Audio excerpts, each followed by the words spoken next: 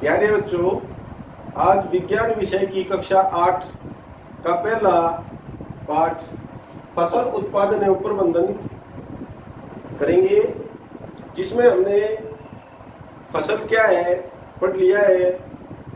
विभिन्न प्रकार की फसलें, रबी की फसल, खरीफ की फसल पढ़ लिया है। उसके उपरांत फसल पद्धतियां कर रहे थे और उसमें हमने क्या क्या करना है, मिट्टी की तैयारी, दूसरा बुआई, तीसरा खाद एवं उर्वरक देना, चौथा सिंचाई देना, पांचवा खरपतवार से सुरक्षा, छठा कटाई, सातवां भंडारण। ये 7 क्रियाकलाप किसान करता अपनी फसल को उत्पादित करने के विभिन्न चरणों में। हम जो 3 टॉपिक थे, मिट्टी तैयार करना, बुआई और खाद एवं उर्वरक देना, ये 3 टॉपिक हम कर चुके हैं और आज चौथा टॉपिक लेंगे, सिंचाई।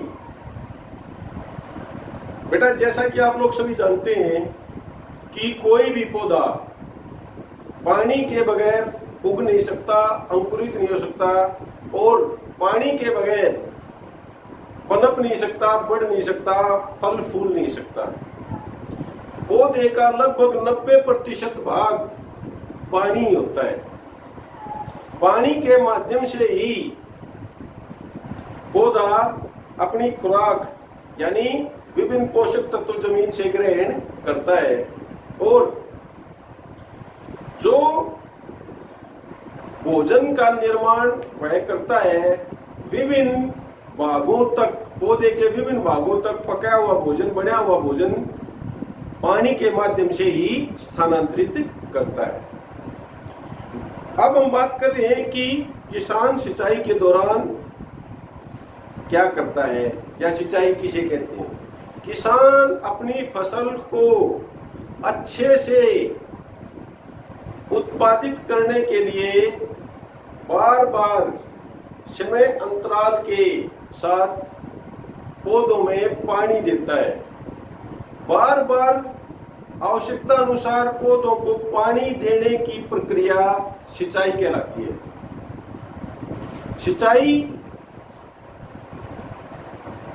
अलग अलग समय पर, अलग अलग वातावरण, अलग अलग जलवायु और अलग अलग प्रकार की फसल को भिन्न भिन्न प्रकार से आवश्यकता होती है और फसल की आवश्यकता अनुसार या जलवायु वातावरण की आवश्यकता के अनुसार किसान अपने खेत में सिंचाई करता है। तो सिंचाई करता है, सिंचाई करने के स्रोत क्या है। प्राकृतिक स्रोत आपको पता है कि वर्षा होती है और पौधों को जल प्राप्त होता है, किंतु फसल को जब आवश्यकता हो तभी वर्षा नहीं होती। तो उसके लिए किसान अलग अलग सिंचाई के स्रोतों का प्रयोग करता है। कुएं द्वारा, जलकूप द्वारा, तालाब, झील, नदियां, बांध और नहर जो सिंचाई के स्रोत हैं और इन स्रोतों के द्वारा किसान व्यवस्था करता पानी की अपनी फसल के लिए। तो ये बात होगी। हम क्या देखते हैं कि जैसे जैसे विकास हुआ वैसे वैसे जो हमारी कृषि पद्धतियां हैं उनमें सुधार आया, वो उन्नत हुई। पहले किसान अपनी मांसपेशियों के माध्यम से ही जो क्रियाकलाप करता था, फिर उसने पशुओं का सहारा लेना प्रारंभ किया। तो जो सिंचाई का जो भी खेती का कार्य होता था वो ज्यादातर मवेशियों अथवा मजदूरों द्वारा किया जाता था। और हम अगर बात करें कि सिंचाई करने के तरीके के बारे में, तो सिंचाई के 2 तरीकों की बात हम करेंगे इस अध्याय में। पहला पारंपरिक तरीके और दूसरा आधुनिक तरीके।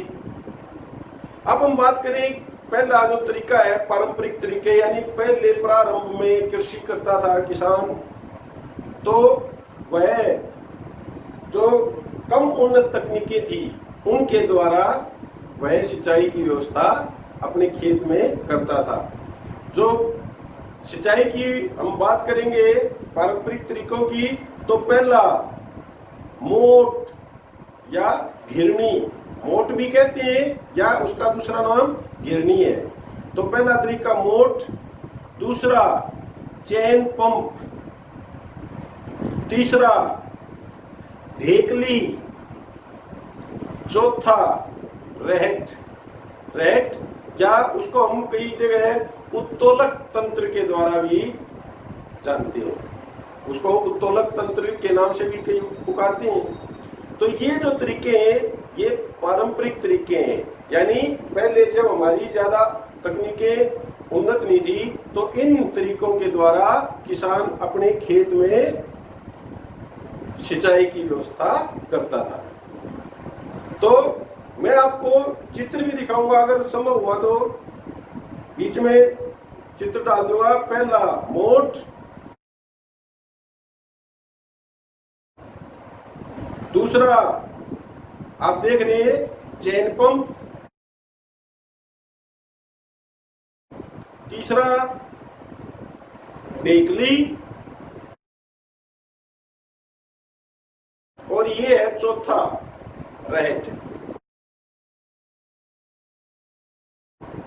तो इन तरीकों का प्रयोग करके किसान अपनी सिंचाई करता था पहले पुराने समय में। अब हम बात करें कि भाई नए जो उन्नत समय में हम देखते हैं कि जो किसान है वो किसका प्रयोग करता है, पानी जैसे जमीन से ऊपर लाने के लिए, खींचने के लिए वो पंपों का प्रयोग करता है।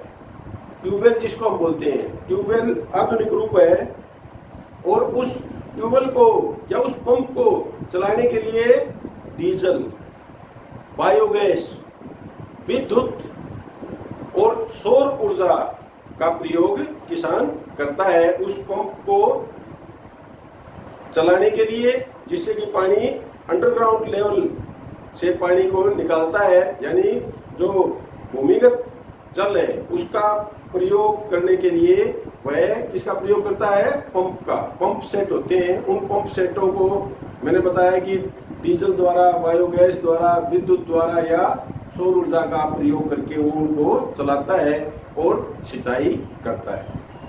जहां तक बात करते हैं कि आधुनिक विधियां कौन कौन सी हैं, आधुनिक विधियां मुख्य तौर से दो हैं।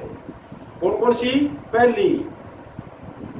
पहली है छिड़काव तंत्र, जिसको स्प्रिंकलर सिस्टम भी कहते हैं, छिड़काव तंत्र। दूसरा है ड्रिप तंत्र। कौन सा है? ड्रिप तंत्र। अब मैं आपको इन दोनों आधुनिक जो तकनीकें हैं इनके बारे में थोड़ा सा बताऊंगा। क्या कि जो पहला है छिड़काव तंत्र, वो क्या होता है उसमें कि जो ये छिड़काव तंत्र वाला जो विधि है ये कहाँ प्रयोग की जाती है? जहां पर हमारी असमतल भूमि होती है, यानी ऊंचा नीचा हमारा खेत है, तो हम इस छिड़काव तंत्र वाली विधि का उपयोग करते हैं, जिसमें जो पाइप है वो बिछा लिए जाते हैं और ऊर्ध्व जो पाइप होता है वो लगा दिया जाता है उन पाइपों के ऊपर। उन पाइपों के ऊपर क्या लगी होती है? नोजल लगी होती है।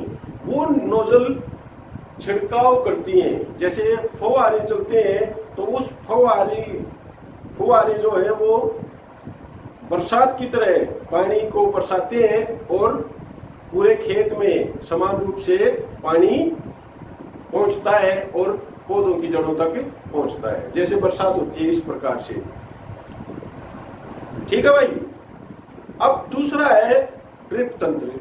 अब ड्रिप तंत्र क्या है कि भाई बूंद बूंद करके पौधों की जड़ों तक पतले पाइपों के माध्यम से पाइपों का एक जाल बिछा दिया जाता है और जहां पौधा होता है उसकी जड़ के पास जो वो बूंद बूंद गिरने वाला जो सिस्टम होता है वो लगा दिया जाता है, जिससे बूंद बूंद करके पानी पौधों की जड़ों तक पहुंचता है और बहुत थोड़े पानी में हम ज्यादा क्षेत्र को सिंचाई ज्यादा सिंचित कर पाते हैं, सिंचाई कर पाते हैं ज्यादा क्षेत्र की।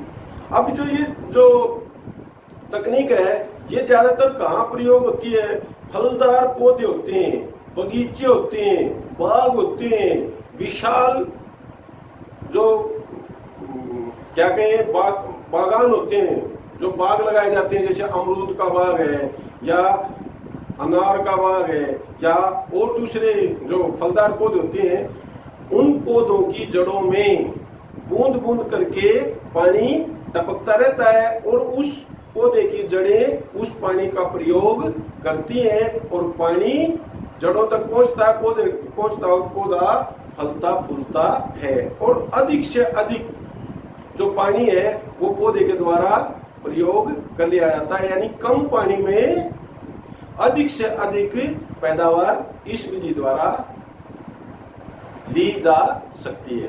तो ये हमने जो चौथी विधि थी हमारी सिंचाई, हमारे जो फसल पद्धतियों का चौथा टॉपिक था वो किया। अब हम इसके बाद क्या करेंगे? पांचवा टॉपिक होगा हमारा क्या? खरपतवार से सुरक्षा। खरपतवार से सुरक्षा कैसे की जाती है वो हम अगले वीडियो में करेंगे, देखेंगे कि भाई कैसे क्या हमने उसमें पढ़ना है। लेकिन मैं यहाँ पर एक बात आपको कहूंगा कि भाई अगर आपको इसी प्रकार से आगे वीडियो देखने हैं तो इस वीडियो को लाइक करो, सब्सक्राइब करो और शेयर करो और अधिक से अधिक बच्चों तक पहुंचाओ ताकि अधिक से अधिक बच्चों का भला हो सके। Thank you.